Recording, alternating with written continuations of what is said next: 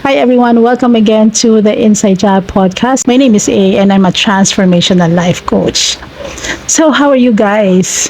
Ayan, so na-inspire lang akong gumawa ng content today and it is because I feel like this is something that most of us or probably some of us are experiencing in life. So have you ever felt na para bang ulit-ulit na lang yung sitwasyon mo? You feel like you're stuck. You feel like you are in your comfort zone trap. You want to make some changes in your life pero in the end, kahit gustong-gusto mo, hindi mo siya nagagawa. You can't make action on the changes that you wanted to happen. Example, pagod na pagod ka na dyan sa toxic relationship mo or probably nabe-burnout ka na sa trabaho mo or you feel like parang hanggang ngayon hindi mo pa alam kung anong gusto mo or meron kang gusto pero what if ka or meron kang mga hinihintay na conditions before you start doing what you want to do. Do you feel that way? Ako din, I also felt something like that, na parang bang meron akong gustong gawin pero hindi ko alam kung yung gusto kong gawin. That's one reason. Sometimes people don't know what they really want.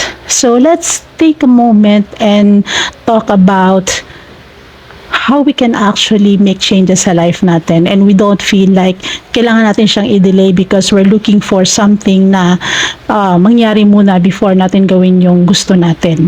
I often have this question no, na para bang, Coach, bakit gano'n paulit-ulit na lang? Pagod na ako. Ayoko na sa sitwasyon na to pero wala akong magawa. And then, of course, I cannot judge those people na sinasabi nilang wala silang magawa because I'm not in their situation. I don't know the choices or the options na meron sila sa harap nila. So, first off is, hindi naman kasi yung sitwasyon na kailangan natin hintayin na magbago before natin magawa yung gusto natin. Let's say, for example, in a relationship, you are in a toxic relationship and you feel so emotionally drained, mentally drained, wala nang peace sa buhay mo. And you wanted to go out from that relationship. Kaya lang may pumipigil sa'yo. You feel like parang hindi mo siya kayang gawin pero gusto mo siyang gawin. Actually, if you will ask honest questions sa self mo and you will be willing to answer those questions in your full truth, you will be able to find out na the reason is not about the situation. The reason is not about gusto mong hintayin na may pwedeng opportunity na dumating before you can even do something about it. Like, gusto kong mag-abroad, gusto kong pumunta sa malayong lugar, gusto kong tumira sa malayong lugar para mabago yung buhay ko. Kaya lang, or hihintayin ko na pag ganito na. May condition tayong hinihintay. Well, the first question would be, what changes would you like to happen sa life mo? Ano ba yung mga pagbabago na gusto mong mangyari sa buhay mo or sa relationship mo or sa current situation mo? Kasi hanggat hindi mo siya naiintindihan at hindi clear sa'yo, walang clarity sa'yo kung ano yung gusto mong mangyari na pagbabago sa buhay mo, then hindi ka pa makakapunta sa second step, yan yung making a decision. I have this person na from time to time nagko-consult sa akin. Very tired sa kanyang relationship because she feels like ulit-ulit na lang yung mga nangyari scenario sa kanya. This person is also a victim of toxic family culture. Bata pa siya, that person experienced neglect and emotional abuse, physical abuse. And so nung habang lumalaki siya, that person is really trying to win the love of the parents. So ang impact nito sa kanya, nung nagkaroon na siya ng trabaho, lahat na ng sweldo niya, lahat na pwede niya ibigay, binibigay niya. Kaya lang, this person is seeking validation. As a child, you will always have that feeling na gusto kong matanggap ako at marinig ko sa magulang ko na a-appreciate ako. So, until such time na itong tao na to nakakita siya na someone na kinoconsider niya na nagmamahal sa kanya and they were together for quite a long time now. However, dahil dito sa emotional need na to, hinahanap niya rin yung mga bagay na hindi niya naramdaman doon sa family niya na at first naramdaman niya dito sa simula ng relationship nila. Hanggang sa tumagal na tumagal, this person is living a life na parang hindi siya masaya. It's because gusto niyang umalis at kumawala sa relationship na yan because hindi niya nararamdaman na appreciated siya. Hindi niya nakikita na siya ay may value sa tao na mahal niya. And so this person feels like na parang ulit-ulit na lang nangyayari sa buhay niya. So alam mo yun, yung ganong klaseng pakiramdam na para bang outsider ka, na para bang lagi na lang may kulang sa'yo. You're never enough to the person you love kasi nanggagaling ka doon sa kakulangan. When you were a child, hanggang sa lumaki ka, you're trying to prove yourself sa parents mo, sa family mo, and you really didn't feel na ikaw ay accepted, na ikaw ay may value sa kanila, na ang existence mo ay something a blessing to them, or probably gusto mo marinig yung mga salita na hindi mo narinig, na feeling mo na deprived sa'yo. And now, nangyayari ngayon ito sa relationship mo. So, ano nagiging impact pag hindi natin nahihil yung sarili natin from the past? It will impact yung present moment natin because we always respond based sa ating experience, sa experience natin from our past. And so we feel like gusto natin ng changes sa life natin, but we're too comfortable to let go of this situation na yon para mabago mo yung life mo. We sometimes forget and sometimes don't exercise the power of making decision. It's because sometimes we don't actually see the whole picture kung ano ang gusto natin mangyari sa buhay natin. When we want to make changes sa life natin, we have to be ready to make some sacrifices na it can potentially hurt us. Why? Kasi may involved dito yung mga tao na magpapabigat sa'yo para makapunta ka dun sa pupuntahan mo. May mga habits ka na kailangan mong i-let go at baguhin for you to be able to step to that new version of you or new version of your life na you wanted to happen. You will have to be ready to be challenged every day kapag gumawa ka ng decision na gusto mong baguhin yung buhay mo. That's the answer of the question na bakit ang hirap umalis sa sitwasyon na yan wherein gusto mong baguhin. Ang hirap umalis sa toxic relationship, ang hirap umalis sa work na matagal mo nang ginagawa, and you feel like ulit-ulit na lang, na bored ka, wala nang value sa'yo, hindi mo nakikitaan ng meaning, the same way sa relationship mo or sa anong mang parte ng life mo. So why? It is because we don't make decisions. We are too scared to make a decision. Gusto lang natin gawin, it's like a dream, it's in our head, playing in our head, it's a vision na nakikita natin, but we're not ready to make a decision that I am going to change my life today. The reason behind of all this procrastination, it's because of fear. Fear na hindi ka magiging comfortable. Yung brain natin will always dictate us na hindi ka safe dyan, so huwag mong gawin yan. Huwag mong subukan yan kasi masasaktan ka lang. O huwag mong i-entertain ito kasi masasaktan ka lang. Our brain is designed to warn us na we are in danger, that we are not safe. And so, i-convince niya talaga tayo na wag gawin yung gusto natin gawin because it's not going to be comfortable sa atin. This is how our mind works. Ang katawan natin ay parang computer. Ang mga experiences natin magmula ng mga bata tayo is stored in this body physically, emotionally, and mentally. Kaya minsan kahit hindi mo ma-identify, parang naramdaman ko na to. There's something in your body na you will feel like yung iba yung pakiramdam mo sa tiyan mo, iba yung beat ng heart mo, iba yung temperature ng katawan mo. When you feel something very familiar. Kasi yung subconscious mo na yun, nagdidikta sa iyo. Why? Because yung brain, nandun lahat nakastore yung mga memories na yun, yung mga traumas na yun, na meron tayo ng bata tayo. So, pagka nakikita niya, natitrace niya, may algorithm, no, na natitrace niya na magiging unsafe para sa iyo to, wag mong gawin yan. So, may mga inner critic ka. Our thoughts are producing around 60 to 90 thoughts a day. 20% of those thoughts are positive thoughts, but the 80% are negative thoughts, and mostly doon sa negative thoughts na yon are the same thoughts na negative thoughts na iniisip natin about certain things na gusto natin gawin, and pinipigilan ng brain natin is because comfortable tayo doon and we will be safe. So winawarningan niya tayo. So ang impact niyan sa iyo emotionally, fear, and after that it will influence how you feel, no, about this particular changes na gusto mong gawin. And so as an action, hindi mo na lang gagawin, wala kang gagawin Kasi you wanna feel safe. The reason why hindi natin nababago yung buhay natin kasi ayaw natin talaga. Ayaw talaga natin. Kahit sinasabi ng isip mo na gusto mo. Pero when you're about to take actions, ayan na naman, nandun ka na naman sa old habits mo. Kasi hindi ka pa nagdedesisyon kung gusto mo ba talaga. If na broken heart ka, bakit matagal ka maka-move on?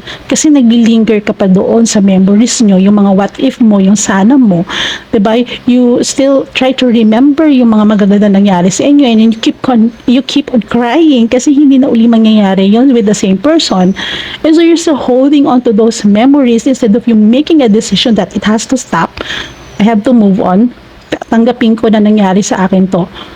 So, most of the time talaga, we forget to make a decision to make these changes. Kasi we're too comfortable pa lingering on those memories in those moments na kung saan happy ka. Hindi ka ready to make changes kasi alam mo magiging uncomfortable sa iyo and unfamiliar ka doon sa mga changes na yon or sa road na nadadaanan mo.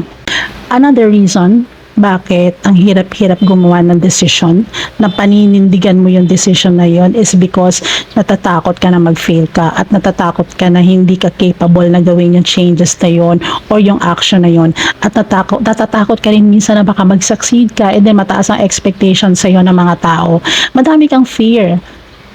That's why na-stuck ka dyan sa kung nasaan ka. You don't wanna make movements. You don't wanna make actions. You don't want to step into that new possibilities is because ang dami mong takot.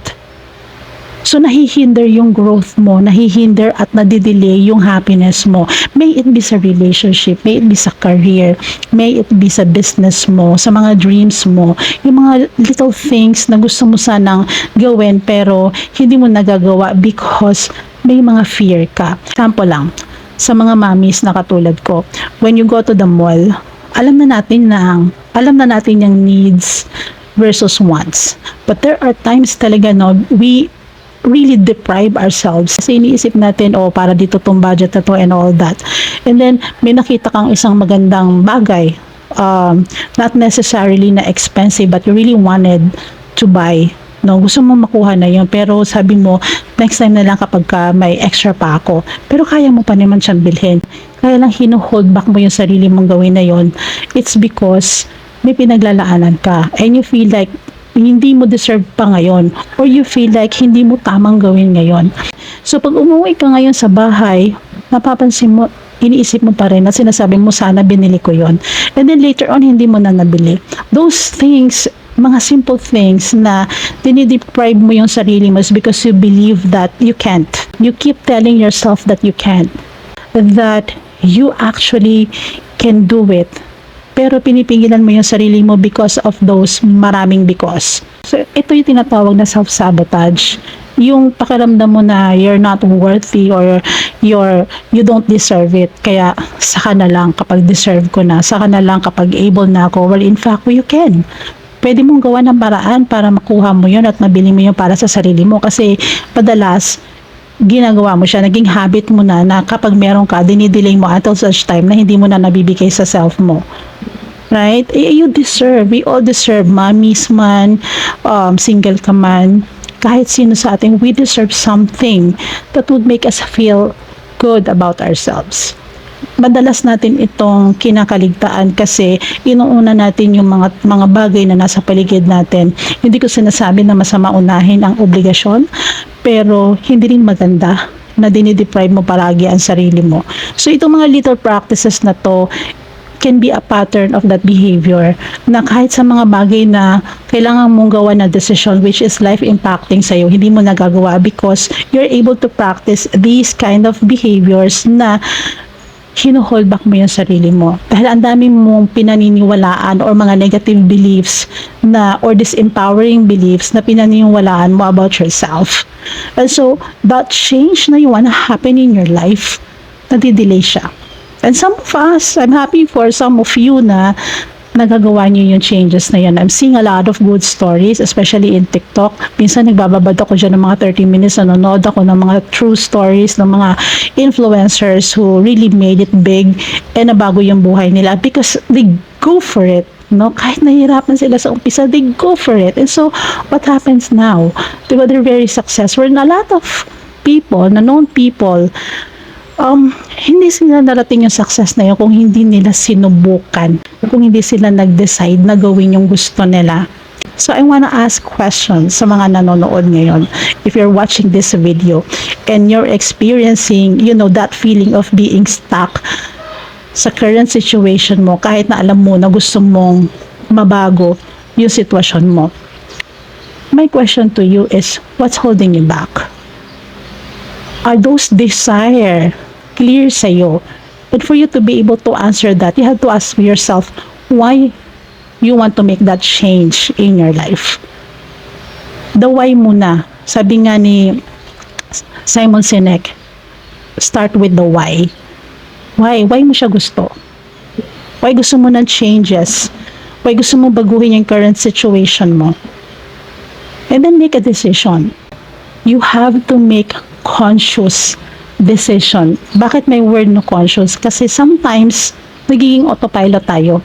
Sometimes we make decisions na kahit na hindi natin alam kung bakit natin ginagawa because we're not that conscious and self-aware where we're doing it. So when you want to make changes in your life and you know why and it's clear to you kung bakit gusto mo ng change na yon, is for you to make conscious decision. And you list down the micro steps that you will start doing from day one para makapunta ka doon at ma-achieve mo yung mga change na yon na gusto mo mangyari sa life mo. So, I hope you learn something from this, that it can be a challenge, especially when it comes to relationship. Ang unang-una ko natutunan about relationship is that the quality of our life depends on the quality of relationships we keep. Kasi araw-araw meron tayong nakakausap ng mga tao sa paligid natin, ng mga taong involved sa life natin. And they influence us. Nai-influence ito yung mood natin, yung behavior natin, yung thinking process natin, yung experience and emotional experiences natin sa life natin.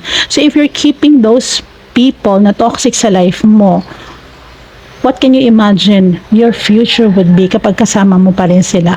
In my personal experience, hindi madali na i-let go ko yung mga tao na yun na no longer serves my purpose. I have to let go are the people who's pulling me down. Na nawawala yung identity ko kasi binibigyan nila ako ng bagong identity na hindi naman ako. So, ang hirap because when you make decision, you will have to make sacrifices that can hurt you. Dahil kung gusto mo umangat pataas, bibitawan mo yung nagpapabigat sa'yo. Parang yung barko na malulunod na. If gusto mo pang makarating sa pupuntahan mo at ayaw mo lumubog, kailangan alisin mo yung nagpapabigat. Pagaanin mo ng konti para patuloy kang lulutang and then makakarating ka doon sa pupuntahan mo. It's the same way when you make decisions and you wanted really to achieve those goals na meron ka. May it be sa relationship mo, may it be sa kung saang area ng buhay mo.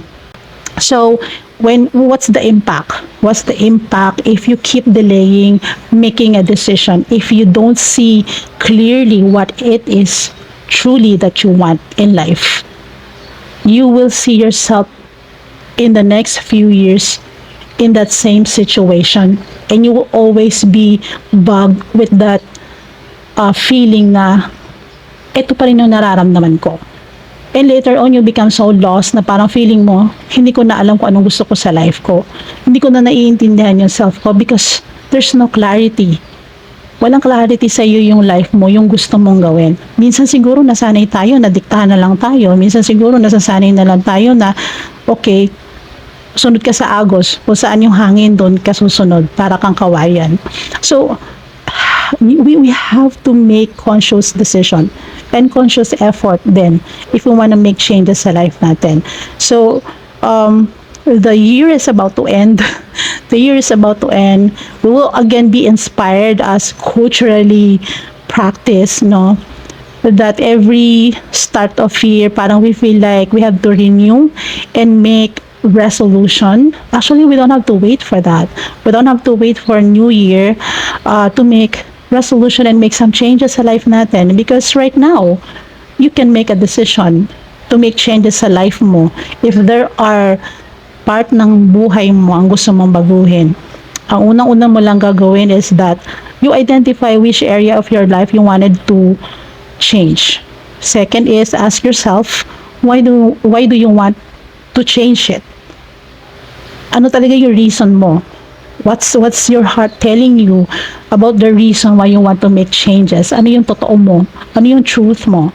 And then once you evaluated that, create an action plan.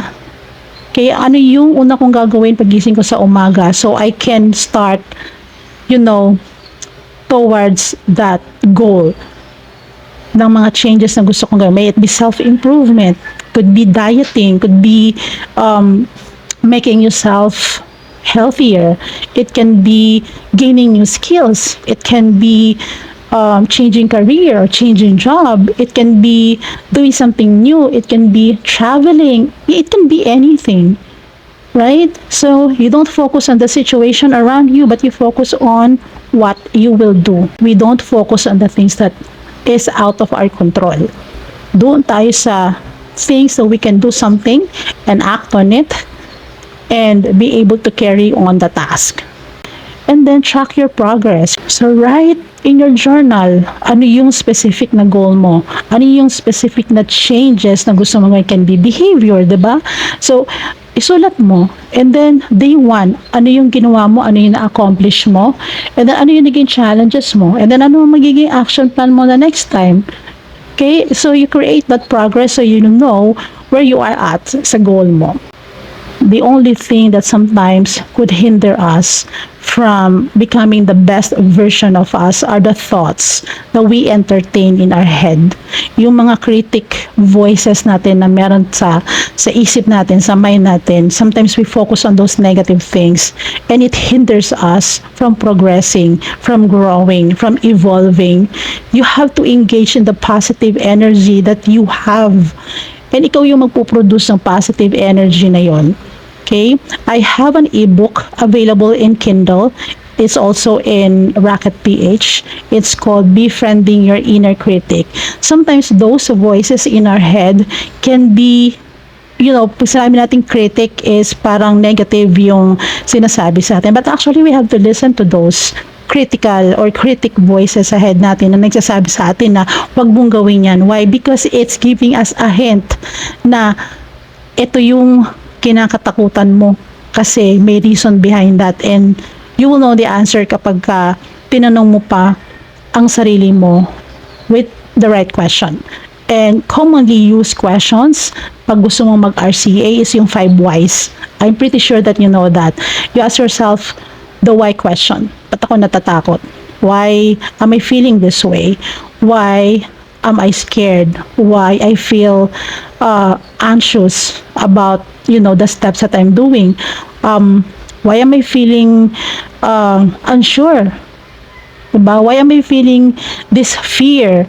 So you have to evaluate and ask yourself those questions, the why questions or 5 why questions. It's a good tool when you want to do some root cause analysis or if you want to figure out the main reason of your why, right? So there's nothing impossible. Again, there's really nothing impossible. All the possibilities are there. Kapag binigyan mo ng focus ang isang bagay and combine mo siya ng energy, right energy, doon sa gusto mong gawin, I don't think you will still fail. It might sometimes be a long journey, sometimes it's a short journey, but I tell you what, if that's a journey, then expect na sometimes madadapa ka. Sometimes you will feel frustrated, distracted. But as long as alam mo kung saan ka pupunta, babangon at babangon ka. And ipagpapatuloy mo para ma-achieve mo yung goal mo. So if you want to make changes right now, if you feel like you need to reassess your life and, improve your life, get a pen and paper and write, anong gusto mong baguhin sa life mo? Meron ba? And why mo gustong baguhin? Anong part ng life mo ang gusto mong baguhin at bakit? So you ask those and you carry on with that decision. If the reason behind that decision is very clear to you, you carry on with that decision. Huwag ka pang hinaan ng loob kasi yung magiging kalaban mo lang is ikaw, yung sarili mo. So I wish you success for whatever it is that you wanna change in your life, or whatever goals you wanna achieve. Minsan ang kalaban lang talaga natin yung sarili natin, kadalasan sarili lang natin yung kakalaban natin, hindi yung sitwasyon, hindi yung kakulangan sa anumang needs natin, but it's really our mindset. It's how we see things and how we see ourselves, yung capabilities natin at yung ability natin to achieve those goals. So if magpo-focus ka doon sa positive things na daily mo sinasabi sa sarili mo that you can, yung self-affirmation mo, I am so sure and confident that you can do those changes little by little. Hindi siya overnight, but it's a process, it's a journey, and you get to enjoy the journey. You get to discover yourself in that journey. So, try to create a journal tonight or today or later on after you watch this video, and see kung anong gusto mong achieve sa life mo. I will include below the link where you can set an appointment if you want to speak with a life coach. So, thank you for watching, and if you're new here sa aking channel, please subscribe, hit that subscribe button, and share. And I hope makapulutan ninyo ng aral ang aking mga topics and contents here. It's called The Inside Job because it's about inner work. It's about improving yourself. It's about knowing yourself better. It's about discovering what you have there, your passion, yung purpose mo sa life mo. It's about transformation. So if you need help in that area, if you wanna know more about all of these topics, then subscribe in my YouTube channel and learn something else, and we can learn together. So if you have also topics and questions, feel free to send me a DM or write in the comment section so we can review it and then create a content about it. If you love the episode today, please do share them to people you know that might benefit from this content. And thank you so much, and I'll see you around.